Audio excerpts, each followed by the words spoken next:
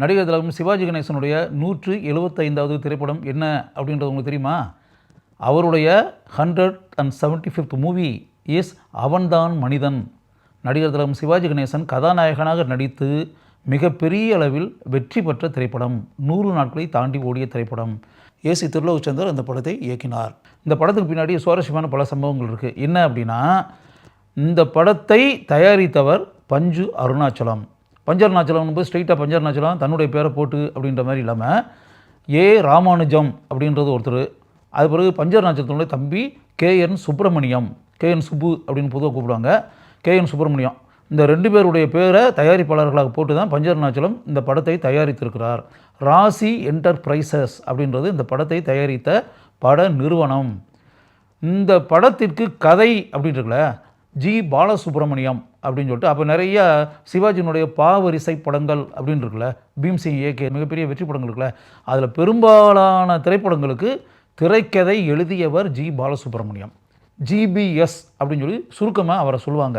அந்த காலத்தில் எப்படின்னா, ஸ்க்ரீன் பிளே அப்படின்னா அதுக்கு அத்தாரிட்டி அப்படின்னு இருக்குல்ல, ஜி பாலசுப்ரமணியம் தான். இப்போ பாக்யராஜ் எப்படி திரைக்கதை எழுதுவதில் மன்னர் அப்படின்ற மாதிரி சொல்கிறாங்களே, பாக்யராஜுக்கு முன்னாடி திரைக்கதை அமைப்பதில் சக்கரவர்த்தியாக இருந்தவர் ஜிபிஎஸ் என்று அழைக்கப்பட்ட ஜி பாலசுப்ரமணியம். அவரை நான் நேரடியாக சந்திச்சிருக்கேன், பேசியிருக்கேன்.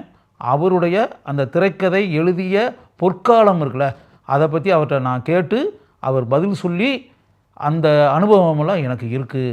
இன்றைக்கி ஜிபிஎஸ் இல்லை.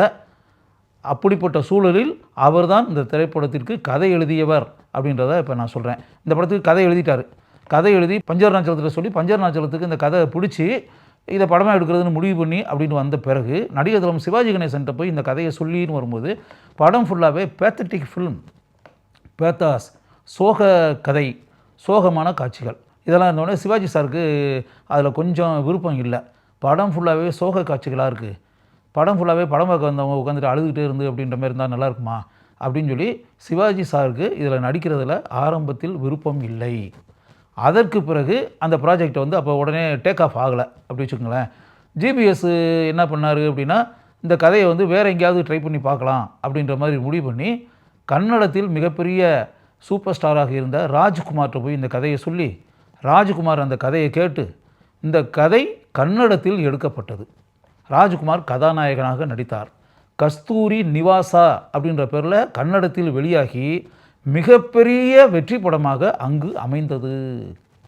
இதில் இன்னும் ஒரு சுவாரஸ்யமான மேட்டர் என்னன்னா, கன்னடத்தில் அந்த படம் ரொம்ப பெருசாக ஹிட்டான பிறகு அந்த படத்தை தமிழில் மறுபடியும் சிவாஜி கணேசனை கதாநாயகனாக போட்டு பண்ணலாம் அப்படின்ற முடிவுக்கு பஞ்சு அருணாச்சலம் கன்னடத்தில் வெற்றி பெற்ற படத்தினுடைய உரிமையை வாங்கி மீண்டும் தமிழில் தயாரித்தார்கள்.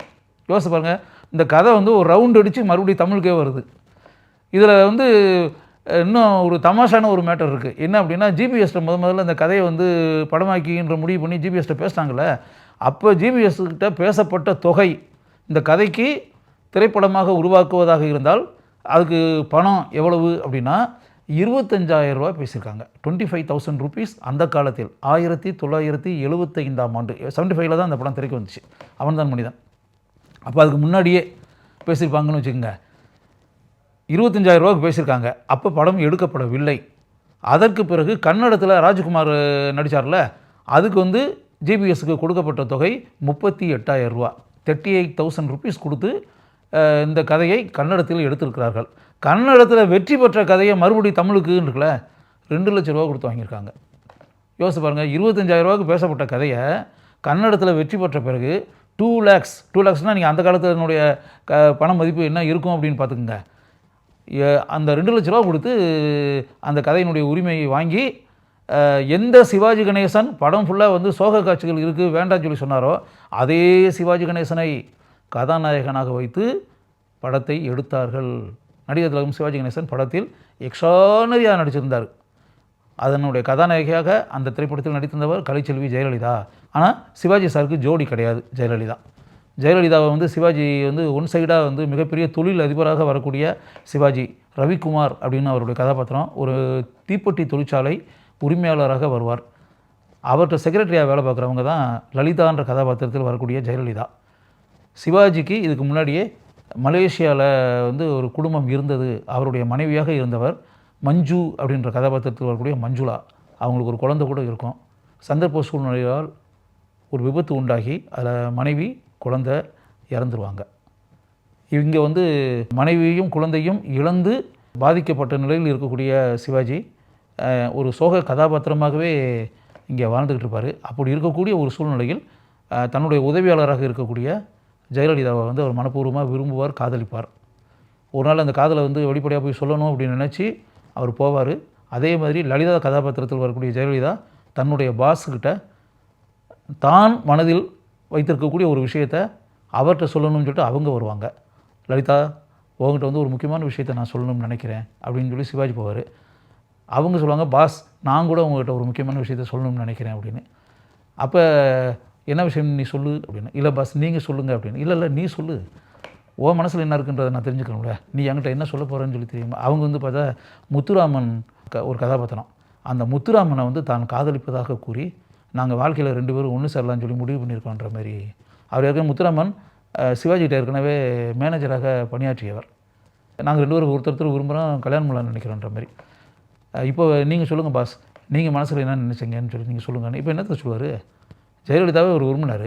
ஜெயலலிதா விரும்புகிறது முத்துராமனை கல்யாணம் பண்ணு சொல்லிட்டு அவங்க நினைக்கிறாங்க. இப்போ சிவாஜி வந்து இப்போ சொல்கிறதுக்கு என்ன இருக்குது, எக்ஸ்ட்ரானரியான இது கதை. நான் இந்த படம் பார்க்கும்போது நாங்கள்லாம் சிவாஜி கணேசனுடைய ரசிகர்கள் இல்லையா, நான்லாம் வெறித்தனமான சிவாஜி கணேசன் ரசிகன். இந்த படத்தை மதுரையில் வந்து திரையரங்கில் வந்து பார்க்கும்போது நாங்கள்லாம் அதிர்ச்சி அடைஞ்சிட்டோம். அது முதல் நாள் முதல் காட்சி அதிர்ச்சி, எங்களுக்கெல்லாம் கண்களில் கண்ணீர் வந்துருச்சு. சிவாஜி வந்து படத்தினுடைய கதாநாயகியை காதலிச்சு தோல்வி, அந்த காதலி தனக்கு கிடைக்கல, வேற ஒருத்தர் விரும்புகிறாங்க அப்படின்னா சிவாஜி கணேசன் ரசிகர்னால ஏற்றுக்கிற முடியுமா? சிவாஜினால் அந்த படத்தில் ஏற்றுக்கிற முடியுமா? அந்த படத்தினுடைய கதையில் ஷாக்கு சிவாஜி கணேசனுடைய அந்த ரவிக்குமார் கதாபாத்திரத்திற்கு. அதற்கு பிறகு படம் ஃபுல்லாகவே ஒரு சோக காட்சிகளில் தான் படம் போகும் அப்படிங்க. அது படத்தினுடைய கிளைமேக்ஸில் சிவாஜி சார் இறந்துருவார்.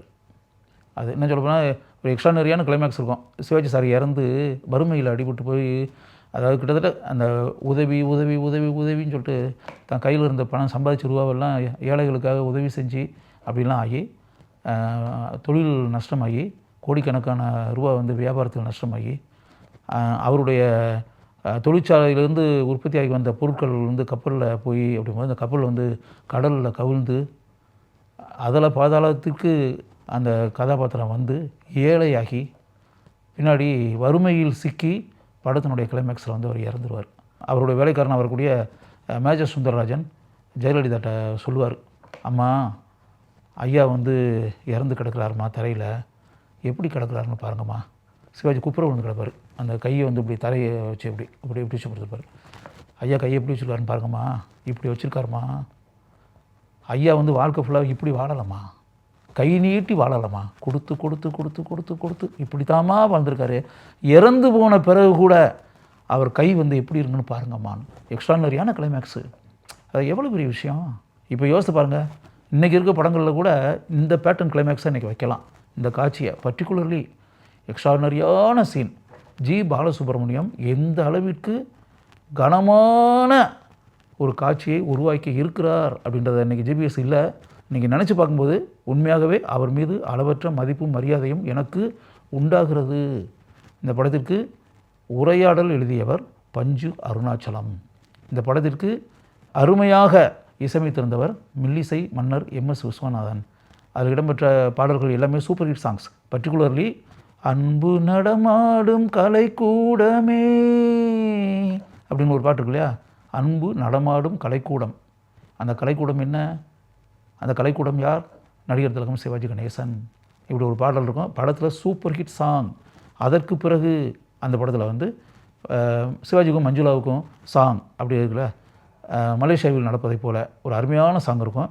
ஜலிதா வனிதா அப்படின்னு ஒரு சாங்கு. அது அந்த காலத்தில் பெரிய அளவில் புகழ்பெற்ற ஒரு சாங்.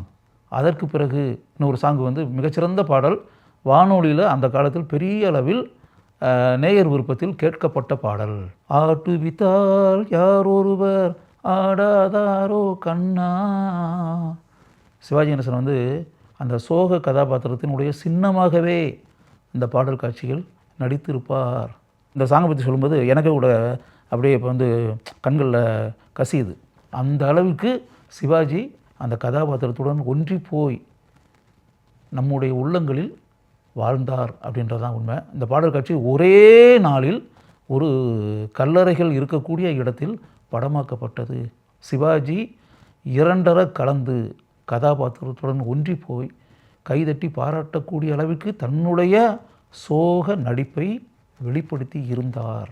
மனிதன் நினைப்பதுண்டு வாழ்வு நிலைக்கும் என்று. கவியரசு கண்ணதாசனுடைய எப்படிப்பட்ட வரி யோசித்து பாருங்கள். மனிதன் நினைப்பதுண்டு வாழ்வு நிலைக்கும் என்று. டி.எம். சௌந்தரராஜன் அருமையாக பாடிய இந்த பாடலுக்கு நடிகர் திலகம் சிவாஜி கணேசன் மிக சிறப்பாக வாயசைத்து நம்முடைய உள்ளங்களில் வாழ்ந்தார். இந்த படத்திற்கு அருமையாக ஒளிப்பதிவு செய்திருந்தவர் மிகச்சிறந்த ஒளிப்பதிவாளரான விஸ்வநாத் ராய். இந்த படத்தினுடைய பட தொகுப்பாளர் பி. கந்தசாமி. இந்த 2 பேருமே நான் சந்திச்சிருக்கேன், பேசியிருக்கேன். அவன்தான் மனிதன் படத்தை பற்றி கூட இவங்க 2 பேர்ட்டையும் பேசியிருக்கேன். அவன்தான் மனிதன் படத்தினுடைய சிறப்புகளை பற்றி பஞ்சு அருணாச்சலம் அவர்களுடன் கூட அவருடைய வீட்டில் அமர்ந்திருக்கும்போது பேசியிருக்கிறேன். அவர் பல தகவல்களை என்னிடம் அப்போது கூறியிருக்கிறார். காலங்கள் கடந்து ஓடிப்போச்சு.